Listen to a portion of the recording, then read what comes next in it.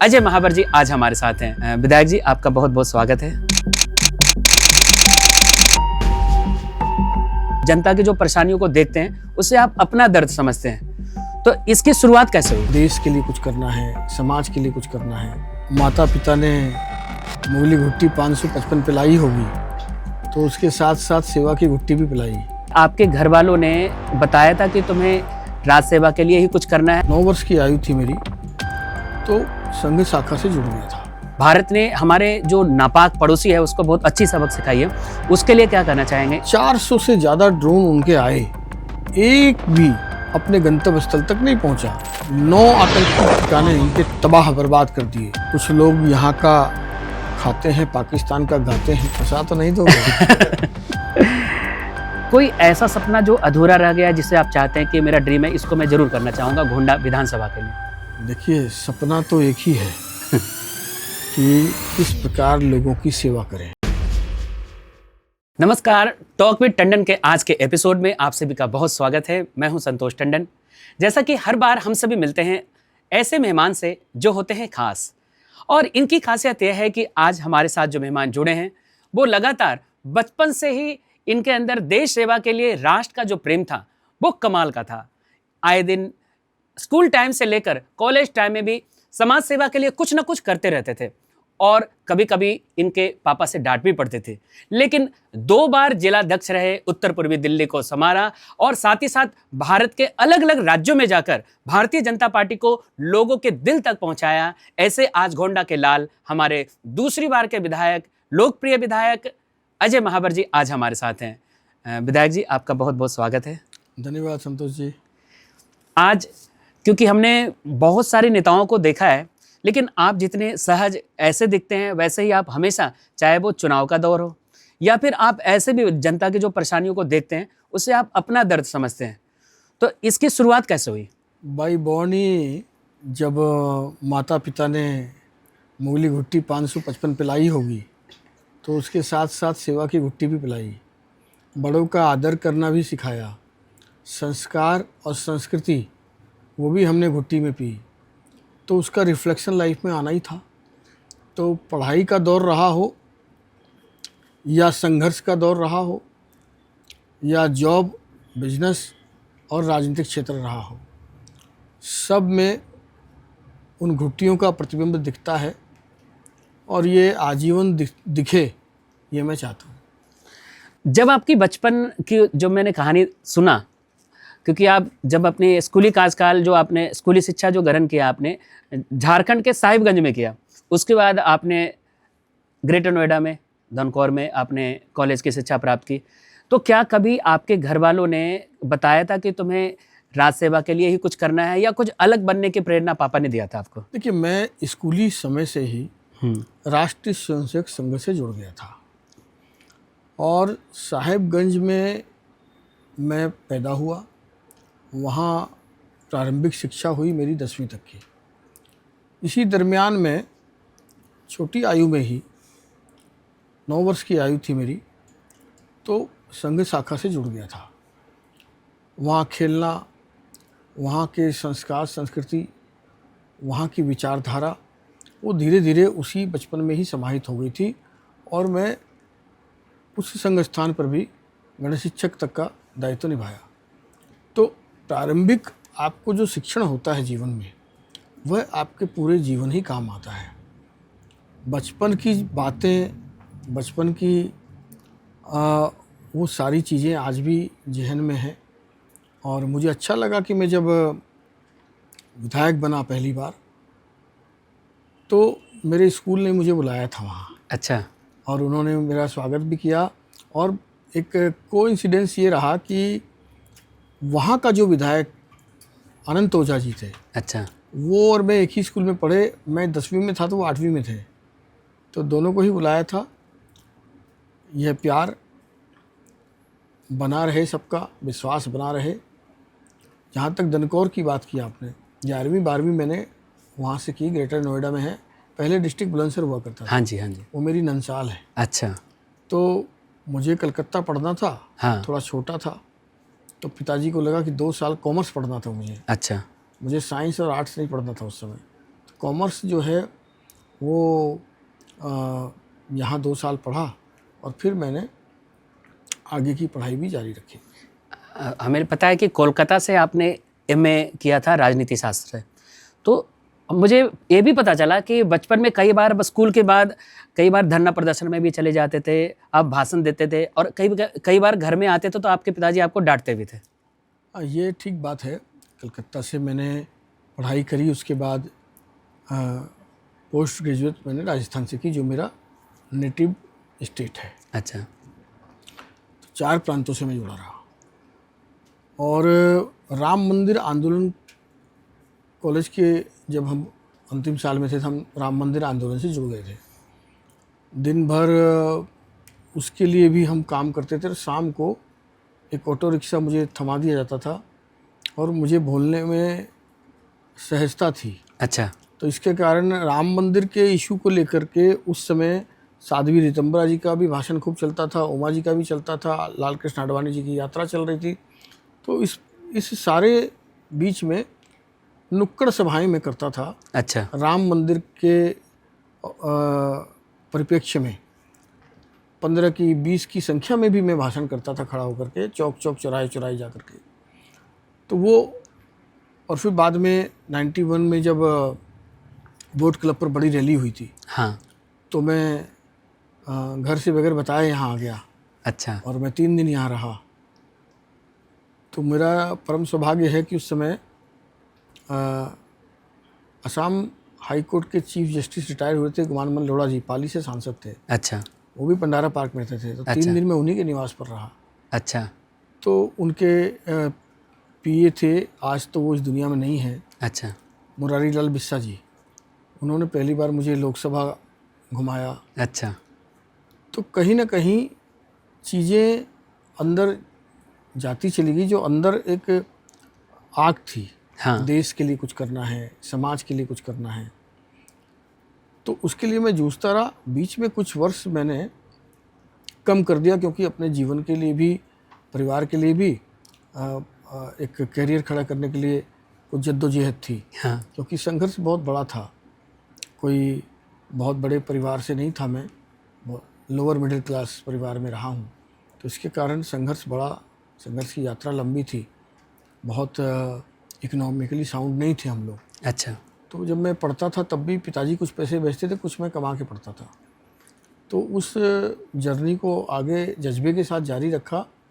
लेकिन मेरे अंदर का जो विचारधारा है, जो संघ की वजह से आया और घर में जो संस्कृति देखी, संस्कार लिए, अच्छा। उन मूल्यों को मैंने आज तक नहीं छोड़ा है। शायद ता जिंदगी वो मेरे साथ रहेंगे। हमें लगता है आप कार सेवक भी बन गए थे और कलकत्ता का पूरा टीम आया था, और उस समय आप शायद जब बाबरी मस्जिद विध्वंस हो रहे थे तो उस समय आप शायद गिरफ्तार भी हुए थे। जी हाँ, मैं दोनों बार गिरफ्तार हुआ।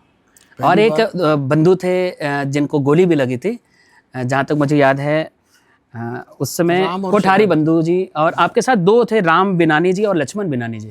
वो दोनों अभी दिल्ली में ही हैं। हाँ। पर मेरे जो साथी राम शरद कोठारी जो शहीद हुए, हीरालाल कोठारी जी के बच्चे, हाँ, उनकी बहन पूर्णिमा जी हैं अभी। हाँ।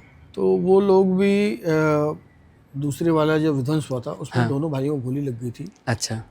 राम मेरी शाखा के मुख्य शिक्षक थे। अच्छा। कलकत्ता में। अच्छा। तो इसलिए मेरा पारिवारिक जुड़ाव रहा है उनसे।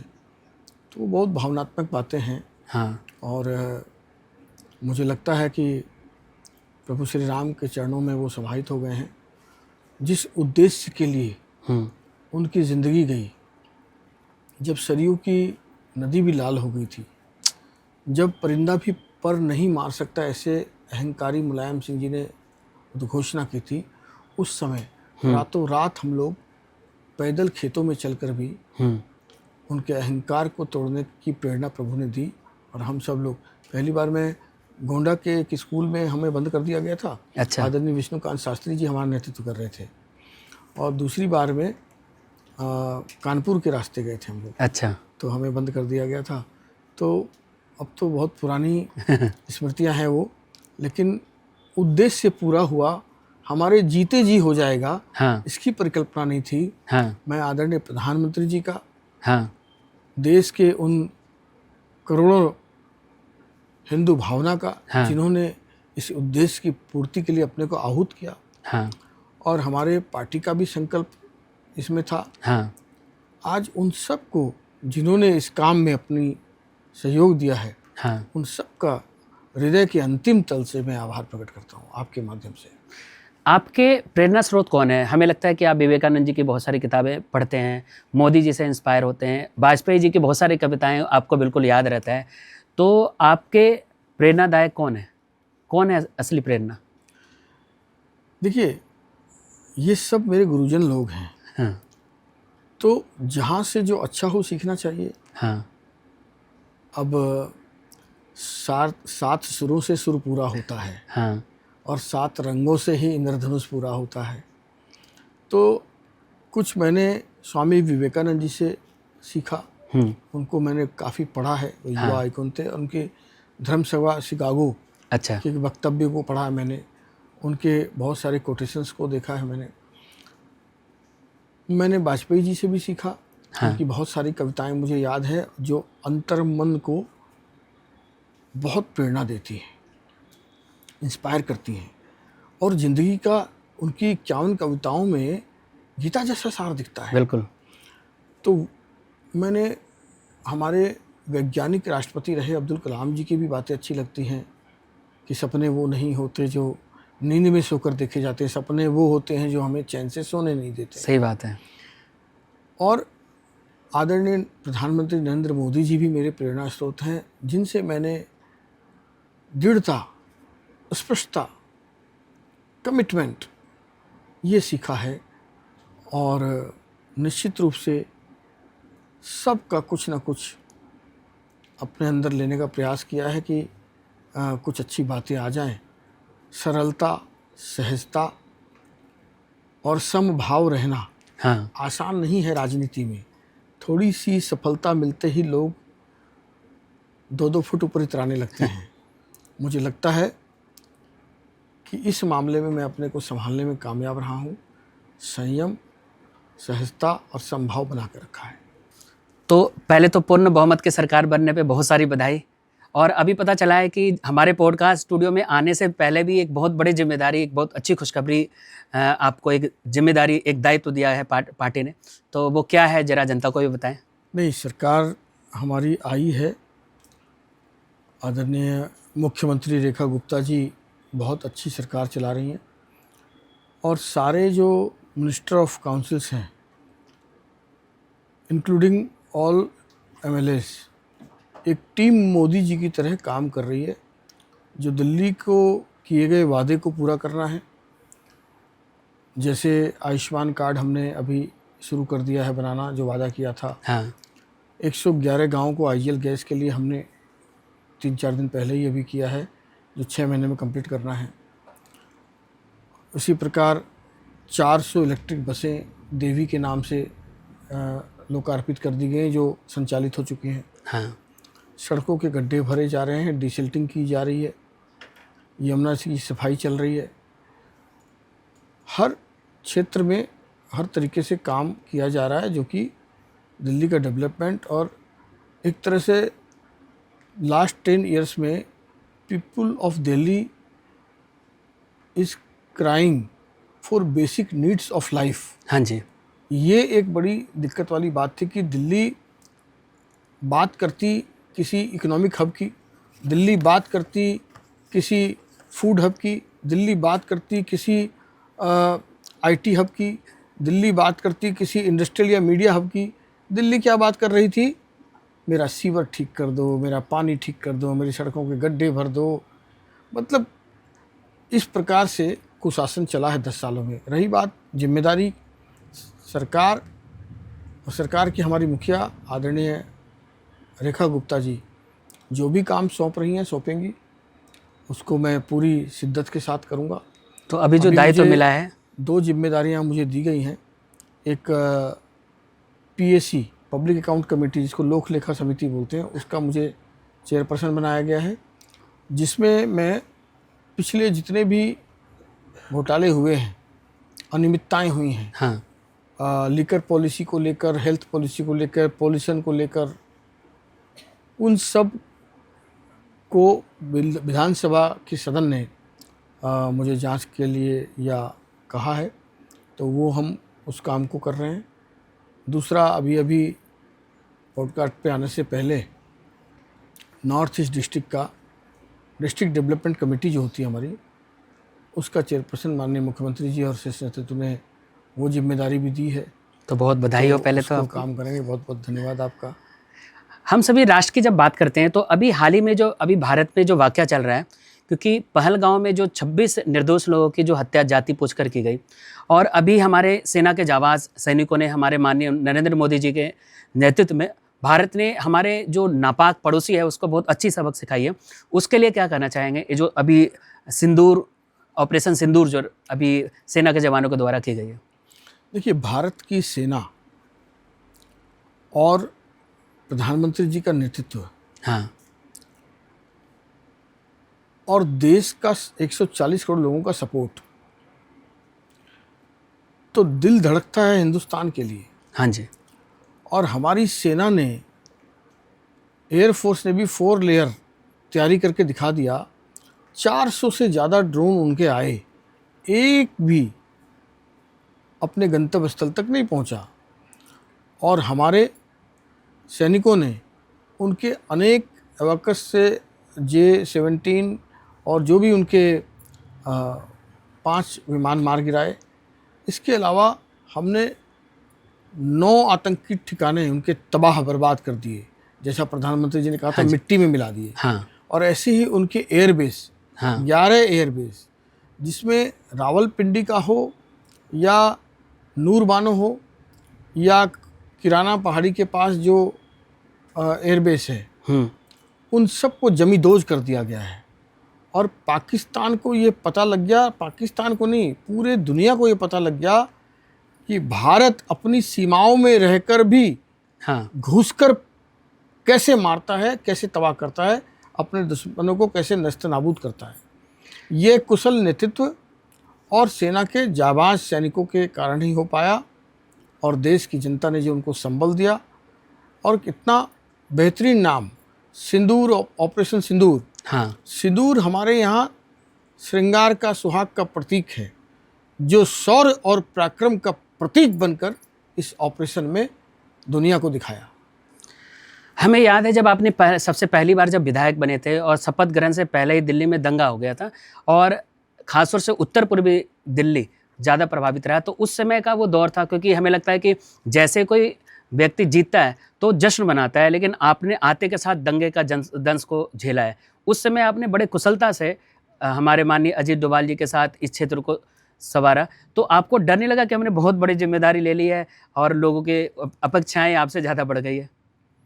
देखिए, जिस दिन शपथ ले रहे थे उस दिन दंगे हो गए। कुछ लोग यहाँ का खाते हैं, पाकिस्तान का गाते हैं, और जिनको बरगलाया गया, मुद्दों की समझ नहीं, जिन CAA के नाम पर ये दंगे हुए, 5 साल बाद क्या वो दंगाई में से या कट्टरपंथी मुस्लिम कोई भी नेता ये बता सकता है कि उसका क्या नुकसान हुआ? CAA से किसी को क्या डिपोर्ट किया गया? वो गलत ढंग से भड़काया गया मुद्दा था, ये वेल प्लान था। जिन्होंने, चूँकि उस समय ट्रंप ही राष्ट्रपति थे, वो आए थे भारत दौरे पर, तो ध्यान अटेंशन करने के लिए, भारत सरकार को डिस्टर्ब करने के लिए सोची समझी रणनीति के तहत ये दंगे कराए गए, जिसमें 54 लोगों की मौत हुई।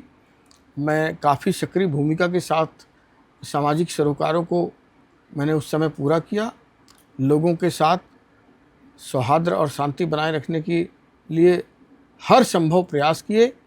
और जो उसमें विक्टिम थे, कई ऐसी घटना याद आती है। ये यमुना विहार की जो सर्विस लाइन है, उसमें दंगाइयों के कारण 100 बच्चे हॉस्टाइल कर लिए गए जो कि पढ़ रहे थे।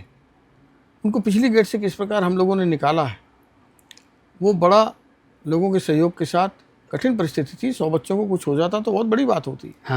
भजनपुरा पेट्रोल पंप को जला दिया गया, अगर टैंक फट जाता तो हज़ारों लोगों की मौत हो सकती थी। बिल्कुल।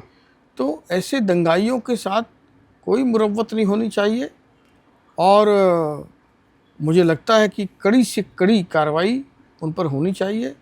कानूनी कार्रवाई चल रही है, मुझे उम्मीद है कि जल्द ही वो कार्रवाई पूरी होगी और दोषियों को सज़ा मिलेगी। अब थोड़ी हल्की फुल्की बातें करते हैं, क्योंकि हमें पता है राजनीति में जब हम आते हैं तो अपनी मनोरंजन का टाइम, परिवार का समय, वो सब कुछ ख़त्म हो जाता है। और हमें पता है पहले बहुत सारे फिल्में भी देखते होंगे, अब पता नहीं समय मिलता नहीं मिलता, योगा करते नहीं करते। अभी हाल ही में मैंने देखा था मोदी जी ने जो आह्वान किया था, एक पेड़ माँ के नाम, तो आपने मम्मी के नाम से पेड़ भी लगाया था। तो मैं गोंडा पे आता हूँ, क्योंकि आप दूसरी बार यहाँ का नेतृत्व संभाल रहे हैं। कोई ऐसा सपना जो अधूरा रह गया, जिसे आप चाहते हैं कि मेरा ड्रीम है, इसको मैं ज़रूर करना चाहूँगा गोंडा विधानसभा के लिए? गोंडा विधानसभा में तो अभी बहुत काम है। जैसे यमुना खादर पर हम एक वनस्थली के नाम से बड़ा इको फ्रेंडली पार्क बना रहे हैं। उसमें लोग घूमेंगे, साइकिल ट्रैक होगा, कॉफ़ी शॉप होगी, झील होंगी। अच्छा, बड़ा नेचुरल उसको डेवलप कर रहे हैं। वो पूरा हो जाए। एक बड़ा कठिन काम है गामड़ी रोड का चौड़ा होना, हाँ, उस पर हम शिद्दत से लगे हुए हैं, वो हो जाए।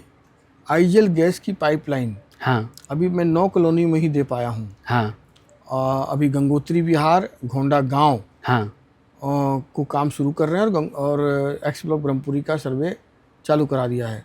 तो धीरे धीरे पूरी विधानसभा को आईजीएल युक्त बनाना, ये सब वो काम है कि धीरे धीरे हर व्यक्ति को वो आईजीएल गैस मिले।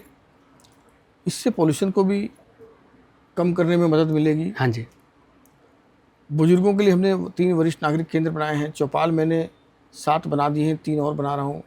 लाइब्रेरी बन रही है। अभी आरोग्य मंदिर हम बना रहे हैं। तो सेवा करने का ही काम है। तो कुछ काम ऐसे हैं जो, क्योंकि मेरे यहाँ इंडस्ट्री नहीं है, मेरे यहाँ लैंड नहीं है। हाँ, तो एक तो जो मैंने कहा कि यमुना खादर पर वो रिवर बैंक डेवलप करके हाँ, उसको एक हमारे पूरे क्षेत्र के, क्या दुनिया के लोग आकर वहाँ घूमेंगे। कि अब दिल्ली में आपकी ट्रिपल इंजन की सरकार है, एमसीडी में भी आप लोग हैं और दिल्ली विधानसभा में भी आप पूर्ण बहुमत से हैं, उधर मोदी जी है केंद्र में। तो हमें लगता है कि इस बार गामड़ी रोड का जो चौड़ा होने का जो अभी जो भी फाइल जहाँ भी अटक रही होगी पहले, हमें लगता है इस बार आसानी से हो सकता है। मैं उसको अभी वो अपनी जांच के सिस्टम में चल रही है, फाइलें आगे मूव कर रही हैं, अधिकारी उसको देख रहे हैं, मैं उसके पीछे लगा हुआ हूँ। उसमें अभी समय लगेगा क्योंकि उसमें रेवेन्यू भी इन्वॉल्व है। अच्छा, और मुआवजे की राशि तय होनी है। हाँ, कई ऐसे काम हैं जो कठिन काम हैं, तो उसके लिए कर रहे हैं। बाकी इस एरिया में पार्किंग की भी सख्त ज़रूरत है, तो पार्किंग के एरिया को भी डेवलप करने के लिए हम कोशिश कर रहे हैं, कैसे पार्किंग के जोन बढ़ाए जाएं। और पुरानी पार्किंग भी जितनी है कॉलोनीज़ के अंदर, जैसे यमुना विहार में भी, हाँ, तो आप पाएंगे कि अभी आपके स्टूडियो के पीछे भी एक पार्किंग को मैंने डेवलप किया है। हाँ, तो उसको नए डिज़ाइन के कारण वहाँ गाड़ियाँ एक्स्ट्रा आ रही हैं। तो सभी जगह हमने इस मॉड्यूल को लेने की कोशिश की है। तो धीरे धीरे मल्टी लेवल पार्किंग के लिए भी मैंने लगातार विधानसभा में प्रश्न भी उठाया है। तो कुल मिलाकर के कई काम हैं जो अभी करने बाकी हैं। 2 बार जिलाध्यक्ष रहे, 2 बार विधायक रहे और अन्य पदों पे आप लगातार, चाहे जो नेता प्रतिपक्ष रहे हों या अभी जो नई दायित्व आपको मिला है, अब आगे का सपना क्या है आपका? देखिए, सपना तो एक ही है कि किस प्रकार लोगों की सेवा करें।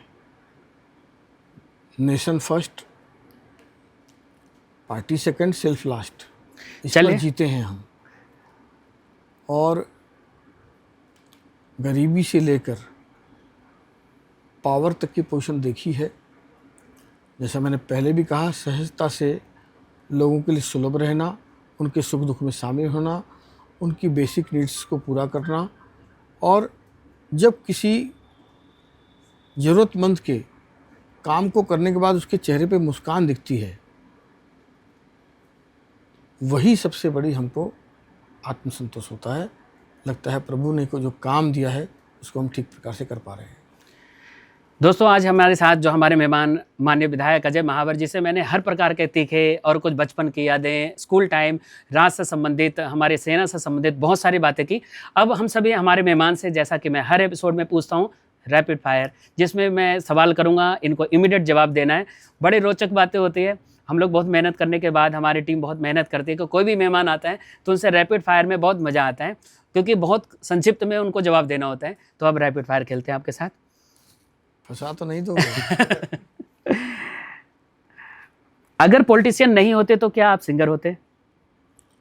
हाँ, हो सकता था।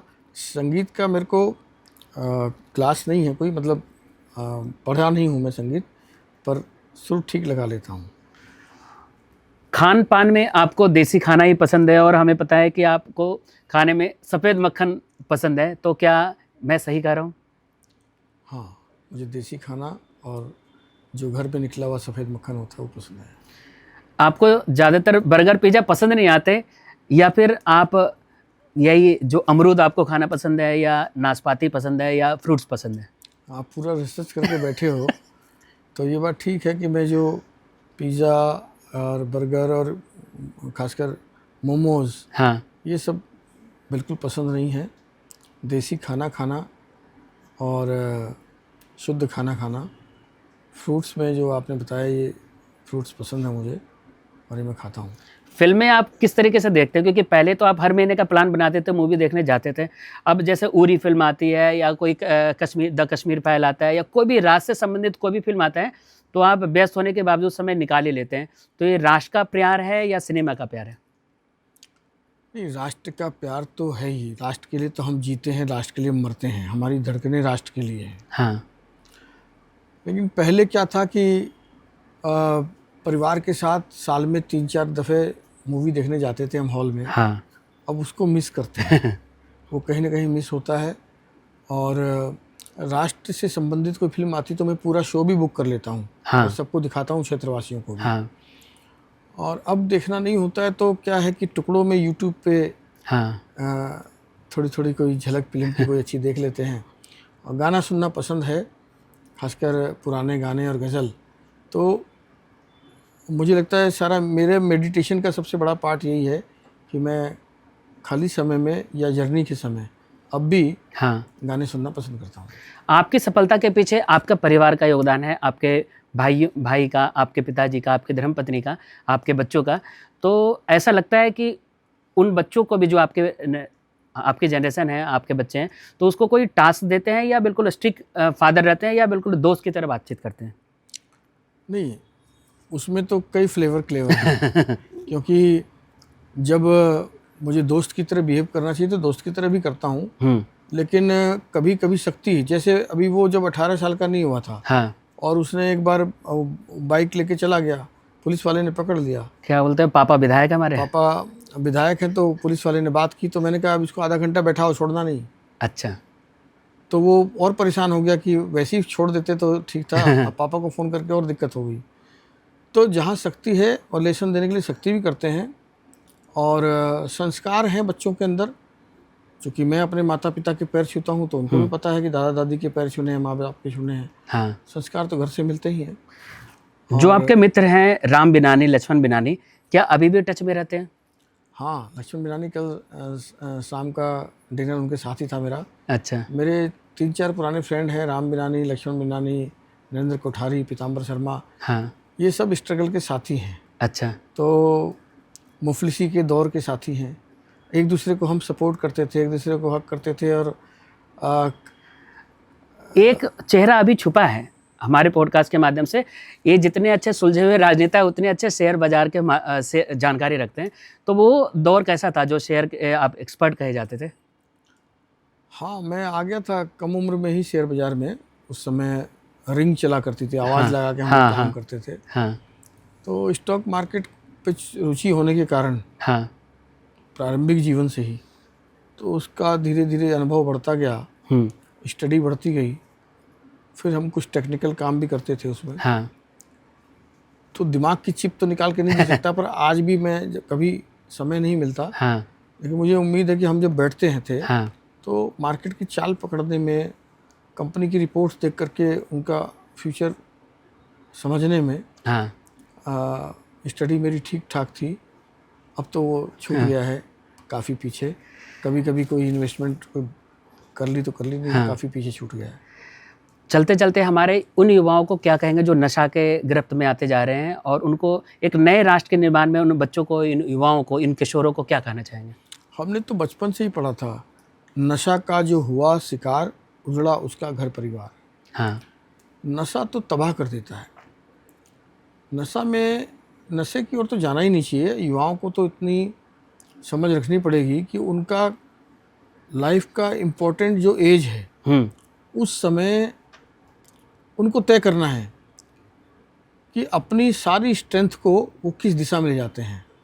और मुझे लगता है कि 5 साल की कड़ी मेहनत 50 साल का सुख देती है। हाँ। और 5 साल की अय्याशी, हाँ, वो पूरी ज़िंदगी को तबाह बर्बाद कर देती है। तो चलिए दोस्तों, आज थे हमारे साथ, हमारे टॉक विद टंडन के इस मंच पे हमारे साथ एक ऐसे राष्ट्र के बेटे जो लगातार बचपन से ही संघ से जुड़े रहे। समाज सेवा इनका एक जुनून है। इसी डेडिकेशन के साथ ये 2 बार जिलाध्यक्ष बने, 2 बार हमारे दिल्ली जैसे गोंडा के विधायक बनकर इस क्षेत्र को बहुत आगे बढ़ाने की कसम संकल्प के साथ आगे बढ़ते रहे। हम सभी बहुत तहे दिल से धन्यवाद देते हैं आज टॉक विद टंडन के आज के एपिसोड के लिए हमारे साथ वक्त निकाला लोकप्रिय विधायक अजय महावर जी। आपको एक बार पुनः तहे दिल से थैंक यू। बहुत बहुत धन्यवाद। और आपने भी हमको यहाँ बुलाया, रैपिड फायर भी किया। बहुत बहुत धन्यवाद। आपकी पूरी टीम, आपका सपोर्टिव स्टाफ, उन सबको भी मैं अपनी ओर से आभार प्रकट करता हूँ।